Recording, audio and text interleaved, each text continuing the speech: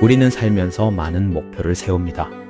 다이어트, 자격증 취득, 새로운 취미 배우기, 승진, 이런 목표들을 향해 달려가다 보면 지치고 힘든 순간이 다가옵니다.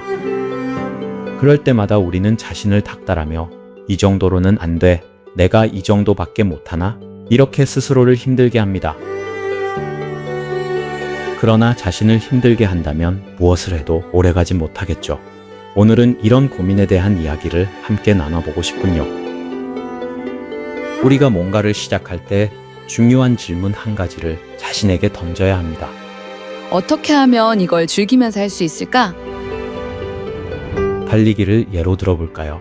매일 아침 일어나면서 살을 빼려면 어쩔 수 없이 해야 해. 라고 생각한다면 운동 시작 며칠 지나지 않아 아침에 일어나기가 죽기보다 싫어지겠죠. 하지만 오늘은 어떤 음악을 들으며 달려볼까?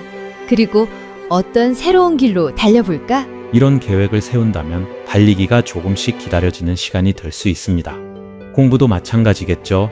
나이 들어 배우는 공부에 20대나 30대처럼 인생의 진로를 결정하는 시험은 별로 없겠지만 그래도 경우에 따라서 부담을 주는 시험이 있을 수 있습니다.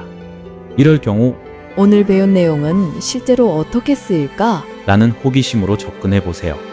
호기심은 마음의 부담감을 낮추는 동시에 자연스럽게 공부를 지속하게 해주는 힘이 됩니다. 목표를 세우고 그것을 즐기면서 하려면 목표가 실현 가능해야 하고 부담스럽지 않아야 합니다. 예를 들어 한 달에 10kg 빼기, 1년 안에 외국어 마스터하기 같은 목표는 시작부터 우리를 지치게 만듭니다. 장기적인 목표를 세우는데 몇 가지 방법이 있습니다. 첫째, 큰 목표를 작은 단위로 쪼개보세요. 한 달에 10kg 감량하기를 일주일에 1kg씩, 두 달간 10kg을 빼자로요. 또는 하루에 5km 걷자를 오늘은 1km 걷고 내일은 2km 걷자, 이렇게 걷기에 익숙해지면 이제부터는 5km를 걷는 거죠. 한결 부담도 없어지고 현실적 목표로 다가오게 됩니다. 둘째, 과정 자체에 의미 두기입니다. 야채를 먹어서 뱃살을 빼야지 이런 생각도 좋지만 그것보다는 야채를 먹으니 오늘 몸이 가볍게 느껴지고 속이 편안해처럼 당장의 변화를 느끼는 게 더 좋습니다. 셋째, 이유가 명확해야 합니다. 왜 하고 싶은지, 왜 해야 하는지가 명확하면 힘든 순간에도 버틸 수 있는 힘이 생기겠죠. 예를 들어 외국어를 배워서 내 힘으로 유럽 횡단 기차표를 끊고 새로운 친구도 사귀어서 외국어로 이메일을 주고 받아야겠군. 이렇게 구체적인 목표 설정이 더 좋습니다. 우리는 스스로에게 자주 이렇게 속삭입니다. 난 이런 거 못해. 이번에도 실패하겠지?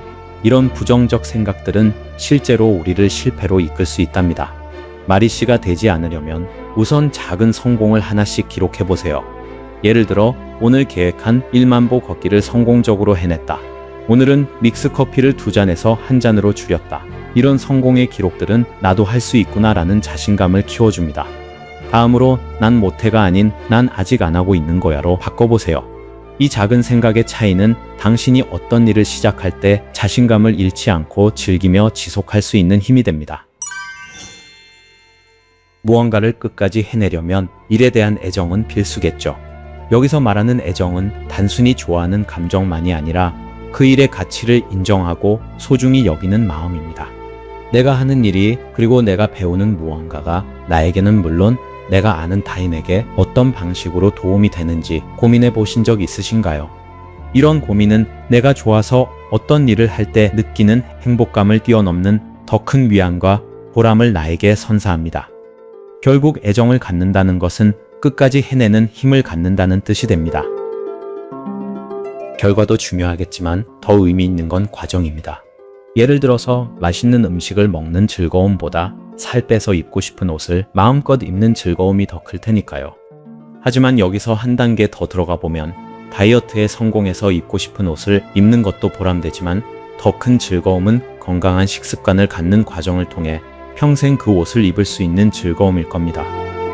즉 어떤 결과를 통해 얻는 기쁨은 잠시지만 그 결과를 통해 내 삶이 바뀌는 경험을 한다면 그 즐거움은 더욱 오래간다는 이야기죠. 활주로 이론이라는 것이 있습니다. 비행기가 활주로를 박차고 힘차게 떠오르려면 정지 상태에서 100km, 200km 등 임계 속도에 다다를 때까지 참고 견디며 서서히 속도를 올려야 합니다. 일정 속도가 되기 전까지는 바닥에 붙어 마치 자동차처럼 취급받지만 어느 순간 박차고 떠오를 때 진짜 비행기가 되는 것이죠. 사람도 마찬가지로 누구나 출세와 성공을 꿈꾸며 쉼없이 달려가기 마련입니다. 그 여정은 끝이 보이지 않기에 더 고통스럽고 힘들겠죠. 분명 잘못되었지만 우리 사회는 학연과 지연, 부모님의 재정 능력 등 다양한 요소의 영향을 받는 게 현실입니다. 이런 보이지 않는 벽을 느낄 때마다 억울한 생각도 들고 화가 납니다. 그렇다고 매번 이런 감정에 매몰되면 매 순간이 힘들고 모든 과정을 포기하게 됩니다. 중요한 것은 결과만을 기다리며 힘들게 참는 것보다는 성공 여부와 상관없이 과정 자체를 즐긴다는 마음으로 자기 분야에서 꾸준히 노력하는 것입니다. 비록 긴 여행이 되겠지만 그래야 상대적으로 덜 힘들고 지루하지도 않게 오래 지속할 수 있을 겁니다. 그렇게 오래 지속할 수 있어야 내가 원하는 결과에도 한 발 더 다가갈 수 있겠죠. 오늘부터는 어떤 일을 할 때 이렇게 질문해 보세요. 이 일을 할까 말까 보다는 어떻게 하면 이걸 재미있게 할 수 있을까? 그리고 그 답을 찾는 과정 자체를 즐겨보세요. 그것이 바로 진짜 성공의 비결이 될 수 있습니다. 과정이 즐거우면 비록 그 결과가 내 예상과 다르더라도 과정에서 얻은 기쁨과 배움은 영원히 내 것이 되니까요. 그러니 오늘도 즐거운 마음으로 과정 자체를 즐겨보는 겁니다. 그러다 보면 과정과 과정들이 모여 우리의 인생이 될 테니까요. 좋아요와 구독도 부탁드리고 영상 끝까지 봐주셔서 고맙습니다. 산책길이었습니다.